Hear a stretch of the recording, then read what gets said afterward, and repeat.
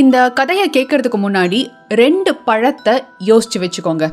ஒன்று உங்களுக்கு ரொம்ப பிடிச்ச பழம், இன்னொன்று சாதாரண பழம். நான் தர்பூசணியையும் வாழைப்பழத்தையும் நினச்சிக்கிறேன். ஆட, இந்த காணொளியோட தலைப்புக்கும் நீ சொல்கிறதுக்கும் என்ன சம்மந்தம் டிடி அப்படின்னு கேட்குறீங்களா? சொல்கிறேங்க.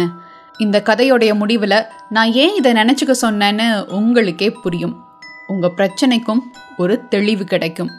எல்லோருக்கும் வணக்கம். நான் உங்கள் திவ்யதர்ஷினி. இது ஒரு உண்மை சம்பவத்தை அடிப்படையாக கொண்டு சொல்லப்படும் கதை. அவர் ஒரு மிக பிரபலமான எழுத்தாளர். அவருடைய எழுத்துக்களுக்கு ஒரு மிக பெரிய ரசிகர் கூட்டமே இருந்தது. சமீபத்தில் அவர் எழுதின நூல் ஒன்று உலக அளவில் பேசப்பட்டுச்சு. நிறைய மொழிகளில் மொழிபெயர்க்கப்பட்டு அதிக அளவில் விற்பனையாகி சாதனை படைச்சது அந்த புத்தகம். அதனால் அந்த நாட்டில் நடக்கிற பெரிய பெரிய இலக்கிய கூட்டங்களுக்கு எல்லாம் அவரை உரையாற்ற கூப்பிட்டுருந்தாங்க. அவர் வரார்னு தெரிஞ்சாவே போதும், எழுச்சியூற்று அவருடைய உரையை கேட்கறதுக்காக பல ஆயிரக்கணக்கான மக்கள் கூடிடுவாங்க. இப்படி அவர் ரொம்ப பிஸியாக இருந்த சமயத்தில் தான் ஒரு நாள் அவருக்கு ஒரு கடிதம் வந்தது. அந்த கடிதத்தை ஒரு பெண் எழுதியிருந்தாங்க. சார், எனக்கு ஒரு பிரச்சனை, உங்ககிட்ட அது சம்மந்தமாக நான் பேசணும்னு ஆசைப்பட்றேன். ப்ளீஸ், என்னுடைய வாழ்க்கையின் மிக முக்கியமான கட்டத்திலிருந்து ஒரு முடிவு எடுக்கிறதுக்காக தான் உங்ககிட்ட உதவி கேட்குறேன். தயவு செஞ்சு மறுத்துறாதீங்க அப்படின்னு அதில் எழுதியிருந்தது. என்னதான் பிஸியாக இருந்தாலும் ஒருத்தர் தன்னை மதித்து தங்கிட்ட ஆலோசனை கேட்குறாங்க, அவங்கள நிராகரிக்க கூடாதுன்னு யோசிச்ச அந்த எழுத்தாளர் ஒரு தேதியை குறிப்பிட்டு மதியம் 1 மணிக்கு வர சொல்லி பதில் கடிதம் எழுதி அனுப்பினார். சொன்ன நாளில் குறிப்பிட்ட நேரத்துக்கு 10 நிமிஷம் முன்னாடியே அந்த பெண் அங்கே வந்துட்டாங்க. ஆனால் அலுவலகத்தில் அந்த எழுத்தாளர் இல்லை. மணி 1 ஆச்சு, 1:05, 1:07, 1:10ன்னு நேரம் கடந்துக்கிட்டே இருக்க அந்த பெண் கொஞ்சம் கொஞ்சமாக பொறுமை இழக்க ஆரம்பித்தாங்க. சரியா 1:10க்கு அந்த எழுத்தாளர் அங்கே வந்தார். அதாவது அவர் 10 நிமிஷம் லேட்டு. இப்போது யாராவது பார்த்தா மரியாதை நிமித்தமாக நம்ம புன்னகைப்போம்ல, அந்த மாதிரி அலுவலகத்துக்குள்ளே நுழைஞ்சதுமே எழுத்தாளர் அந்த பெண்ணை பார்த்து அன்பாக சிரிச்சார். ஆனால் அந்த பெண்ணுடைய முகத்திலேயோ அதிருப்தி. கடுகடுன்னு முகத்தை வச்சுருந்தாங்க. இந்த எழுத்தாளருடைய அறைக்குள்ளே போனதுமே, சார், எனக்கு பங்க்சுவாலிட்டி ரொம்ப முக்கியம். நான் சொன்ன நேரத்துக்கு கரெக்டாக வந்துட்டேன். நீங்கள் 10 நிமிஷம் late. I am sorry miss. உண்மைதான், நான் 10 நிமிஷம் லேட்டு. எனக்கும் பங்க்சுவாலிட்டி முக்கியம்தான். ஆனால் இன்னைக்கு என்ன ஆச்சுன்னா அப்படின்னு சிரிச்சுக்கிட்டே காரணத்தை சொல்ல வந்த எழுத்தாளர் இந்த பெண்ணுடைய முகத்தை பார்த்ததும் மேலே சொல்ல முடியாமல் அப்படியே அமைதியாயிட்டாரு. கொஞ்ச நேரம் அமைதிக்கு அப்புறம்தான் அந்த பெண் பேச ஆரம்பித்தாங்க. சார், எல்லாத்துலேயும் ஒரு டிசிப்ளின் இருக்கணும்னு நான் நினைப்பேன். இது நல்ல குணம் தானே? இதையே யாருமே புரிஞ்சுக்க மாட்டேங்கிறாங்க. பல நேரங்களில் என்ன தான் தப்பு சொல்கிறாங்க. அதை பற்றி தான் உங்ககிட்ட பேசலான்னு வந்தேன். அப்புறம் இன்னொரு விஷயம். சொல்லுங்கள் மிஸ். நான் ஒரு ஆடிட்டிங் கம்பெனியில் அக்கௌண்ட்ஸ் டிபார்ட்மெண்ட்டில் வேலை பார்க்குறேன். எங்கள் ஆஃபீஸ் இருக்கிற கட்டடத்தில் மேல் தளத்தில் ஒரு பேங்க் இருக்குது. எங்கள் 2 ஆஃபீஸுக்குமே ஒரே கேன்டீன் தான். நான் டீ குடிக்க போகும்போதெல்லாம் அந்த பேங்க்கில் வேலை செய்கிற ஒருத்தர் பழக்கமானார். ஆரம்பத்தில் 2 பேரும் நண்பர்களாகத்தான் பேசிகிட்டு இருந்தோம். ஒரு 6 மாதத்துக்கு முன்னாடி அவர் என்கிட்ட ப்ரப்போஸ் பண்ணார். எனக்கும் அவரை ரொம்ப பிடிச்சிருந்தது. நாங்கள் 2 பேரும் நெருக்கமாக பழக ஆரம்பித்தோம். கூடிய சீக்கிரம் கல்யாணம் பண்ணிக்கலான்னு கூட முடிவு பண்ணியிருந்தோம். ஆனால் என்னாச்சு? தயங்காமல் சொல்லுங்க.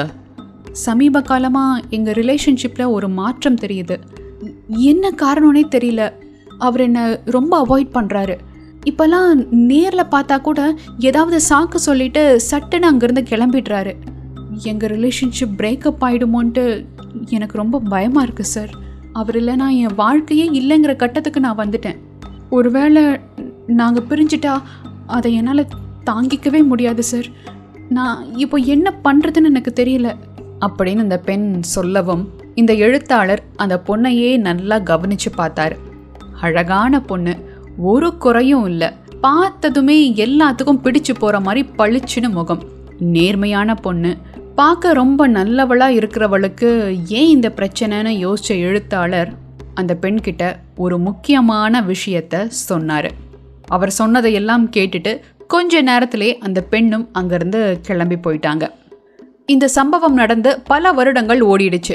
சொல்லப்போனால் இந்த எழுத்தாளர் அந்த பெண்ணை மறந்தே போயிட்டாரு. ஒரு நாள் வேறொரு நகரத்தில் ஒரு இலக்கிய கூட்டத்துக்கு பேச போயிருந்தாரு. கூட்டம் முடிஞ்சு கிளம்பும்போது ரொம்ப நாகரீகமான உடை அணிந்த பெண்மணி அவர்கிட்ட பேச வந்தாங்க.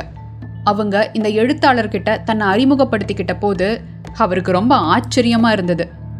என்ன சொல்றீங்க, நீங்களா அந்த பொண்ணு? பார்த்து எவ்வளோ வருஷம் ஆச்சு, எப்படி இருக்கீங்க அப்படின்னு ரொம்ப ஆச்சரியமா கேட்டாரு. நான் ரொம்ப நல்லா இருக்கேன் சார். அன்னைக்கு நீங்கள் சொன்ன எல்லாத்தையும் நான் ஃபாலோ பண்ண ஆரம்பித்தேன். அதுக்கப்புறம் என் பிரச்சனை எல்லாம் தீர்ந்து என்னுடைய காதலரையே கல்யாணமும் பண்ணிக்கிட்டேன். எங்கள் ரிலேஷன்ஷிப் இப்போ ரொம்ப நல்லா இருக்கு. அதுக்கு காரணம் அன்னைக்கு நீங்கள் கொடுத்த அட்வைஸ் தான். ரொம்ப நன்றி சார் அப்படின்னு சொன்னாங்க. கூட அவங்களுடைய கணவர் கையில் தன்னுடைய குழந்தையோட நின்றுக்கிட்டு இருந்தாரு. இந்த பெண் சொல்கிறதையெல்லாம் கேட்ட எழுத்தாளர் அவங்க கணவர் பக்கம் திரும்பி, உங்கள் ஒய்ஃபோட சந்தோஷமாக இருக்கீங்களா? அவங்கள பற்றி என்ன நினைக்கிறீங்க? என்ன சார் இப்படி கேட்டுட்டீங்க? இந்த உலகத்திலேயே கடவுள் படைச்ச அற்புதமான படைப்புன்னா அது என் ஒய்ஃப் தான் சார் அப்படின்னு பெருமையாக சொன்னார் அந்த மனிதர். இந்த பெண்ணை பார்த்தாவே பயந்து ஓடின மனுஷன் இப்போ இந்த வார்த்தையை சொல்கிறதுக்கு காரணம் அந்த பெண்கிட்ட இந்த எழுத்தாளர் ஏற்படுத்தின மாற்றங்கள். அதுதான் இன்னைக்கு நம்ம வாழ்க்கைக்கும் உதவ போகுது. அன்னைக்கு இந்த பெண் சொல்கிறதையெல்லாம் கேட்டுட்டு இந்த எழுத்தாளர் என்ன சொன்னார் தெரியுமா? இங்கே பாருங்க மிஸ், உங்கள் பிரச்சனை என்னன்னு எனக்கு நல்லா புரியுது. நான் 10 நிமிஷம் லேட்டாக வந்தேன், அதுக்கே உங்கள் முகம் மாறி போச்சு. இது ஒரு சாதாரண விஷயம். இதுக்கே இவ்வளோ நீங்கள் எமோஷ்னல் ஆனீங்கன்னா நீங்கள் சொல்கிற மற்ற டிசிப்ளின்லலாம் எப்படி இருப்பீங்கன்னு சொல்லவே வேணாம். உங்களை மாதிரியே மற்றவங்களும் நடந்துக்கணும்னு ஆசைப்படுறீங்க. அது எப்பவும் நடக்காது. அதுலேயும் கணவன் மனைவிக்குள்ள அது சான்ஸே இல்லை. ஒரு கணவன் தன் மனைவி தன்னை கட்டுப்படுத்துறத விரும்பவே மாட்டான். இந்த மாதிரி நீங்கள் இருக்கிறப்போ உங்கள் 2 பேருக்குள்ளேயும் காதலே வளராது. ஏன் சார், நான் என்ன அவரை கெட்ட வழியிலையா போக சொல்கிறேன்? எனக்கு இவ்வளோ சம்பாரிச்சு கொடு, எனக்கு இது வேணும் அது வேணும் நான் கேட்குறேன். அவருக்கு நல்ல விஷயத்தை தானே எடுத்து சொல்கிறேன். அவருடைய மோசமான குணத்தை தானே மாற்றணும்னு நினைக்கிறேன். அது தப்பா? இங்கே பாருங்க மிஸ், இந்த உலகத்தில் நல்லவங்க கெட்டவங்கன்னு நீங்கள் பிரித்து பார்க்கவே முடியாது. உதாரணத்துக்கு ஒன்று சொல்கிறேன். நீங்கள் உங்கள் வேலையை முடிக்கிறதுக்கு டைம் எவ்வளோ ஆனாலும் பரவாயில்ல, ஆனால் நான் செய்கிற வேலையில் ஒரு சின்ன தப்பு கூட வரக்கூடாதுன்னு பார்த்து பார்த்து ஒவ்வொன்றையும் சரி பண்ணீங்கன்னா உங்கள் பார்வையில் நீங்கள் ஒரு பர்ஃபெக்ஷனிஸ்ட். இதே இன்னொருத்தர் இருக்கார். அவரை பொறுத்த வரைக்கும் வேலைனா அதை டைமுக்கு முடியணும், நேரம் தாழ்த்தக்கூடாது அப்படின்னு நினைக்கிறவர். அப்படிப்பட்டவர் உங்களை பார்க்கும்போது, அவங்க ஒரு ஸ்லோ ஒர்க்கர் சார், எதுக்கெடுத்தாலும் குறை கண்டுபிடிச்சிட்டே இருப்பாங்க, வேலையை முடிக்கவே மாட்டாங்க அப்படின்னு உங்களை சொல்லுவார். உங்களை பற்றின அவருடைய கருத்துக்களை நீங்கள் ஏற்றுக்குவீங்களா, இல்லை உங்கள் குணத்தை மாற்றிக்குவீங்களா? அதுபடி சார் முடியும்? சின்ன வயசுலேருந்தே நான் ஒரு வேலையை பர்ஃபெக்டாக செய்யணும்னு நினைக்கிற ஒரு ஆள், அவர் என்னை பற்றி அப்படி புரிஞ்சுக்கிறாருன்னா அதுக்குன்னு என் குணத்தை எப்படி நான் மாற்றிக்க முடியும்? நான் ஒன்றும் ஸ்லோ ஒர்க்கர்லாம் கிடையாது. அப்போது அந்த நபர் செய்கிற அதே தப்பத்தானே நீங்களும் பண்ணுறீங்க. உங்கள் புரிதலை வச்சு உங்கள் காதலன் பொறுப்பில்லாதவர்னு நீங்கள் எப்படி நினைக்கலாம்?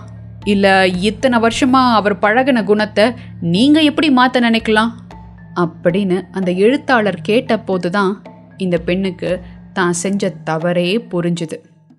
இப்போது நான் என்ன செய்யணும்னு சொல்கிறீங்க? கூல், எப்பவும் கூலாக இருங்கன்னு சொல்கிறேன். உங்கள் காதலனை உங்களுக்கு தகுந்த மாதிரி மாறணும்னு நினைக்காதீங்க. அவர் எப்படி இருந்தாலும் அவரை அப்படியே அக்செப்ட் பண்ணிக்கோங்க. ஒன்று புரிஞ்சுக்கோங்க, நான் உங்களை அட்ஜஸ்ட் பண்ண சொல்லலை. அட்ஜஸ்ட் பண்ணி வாழ்கிற வாழ்க்கை ரொம்ப நாள் நீடிக்காது, சந்தோஷமாகவும் இருக்காது. நீங்கள் ஏதோ தியாகம் செய்கிற மாதிரி உங்களுக்கு ஒரு ஃபீல் வரும். ஆனால் அவர் அப்படித்தான், அவர் குணம் இதுதான், இப்படி இருக்கிறது அவருடைய தவறு இல்லை அப்படிங்கிறத நீங்கள் புரிஞ்சுக்கிட்டீங்கன்னா, அவரை அவராகவே ஏற்றுக்கிட்டீங்கன்னா உங்கள் வாழ்க்கை சந்தோஷமானதாக மாறும். அடுத்த தடவை உங்கள் பாய் ஃப்ரெண்டை பார்க்குறப்போ அவர் ஏன் உங்களை அவாய்ட் பண்ணாருன்னு சொல்லி கோவப்படாதீங்க. அதுக்கு பதிலாக சந்தோஷமாக சிரித்து ஒரு ஹக் பண்ணுங்க. அப்புறம் பாருங்க என்ன நடக்குதுன்னு. அப்படிங்கிற அட்வைஸை தான் எழுத்தாளர் அந்த பெண்ணுக்கு கொடுத்தாரு. இந்த பெண்ணும் அவர் சொன்ன மாதிரியே நடந்துக்கிட்டாங்க. அவங்க வாழ்க்கையும் ரொம்ப அழகாச்சு. இப்போது நம்மளுடைய பர்சனாலிட்டிங்கிறது, நம்மளுடைய கேரக்டருங்கிறது எப்படி உருவாச்சுன்னு நினைக்கிறீங்க? நாம் பிறந்ததுலேருந்து நாம் பார்த்த சம்பவங்கள், சந்தித்த மனிதர்கள், அவங்க கொடுத்த அனுபவம், நம்மளை சுற்றி இருக்கவங்க எல்லாம் நமக்கு போதித்த விஷயங்கள், இது எல்லாத்துக்கும் மேலே நம்ம மூதாதையர்கள்கிட்ட இருந்தும் இதுக்கு முன்னாடி நாம் எடுத்த பல லட்சக்கணக்கான பிறவிகளுடைய பதிவுகளும் நம்ம டிஎன்ஏ மூலமாக நம்மளை வந்து சேர்ந்திருக்கும். இதே மாதிரி தான் உங்கள் கணவன் அல்லது மனைவிக்கும். கொஞ்சம் யோசிச்சு பாருங்களேன்.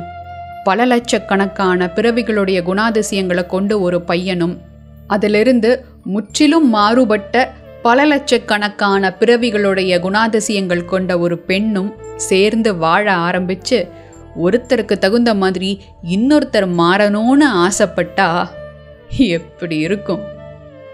இந்த காணொளியுடைய ஆரம்பத்தில் உங்களை 2 பழம் நினைக்க சொன்னேன்ல, அது ஏன்னு இப்போ சொல்கிறேன்.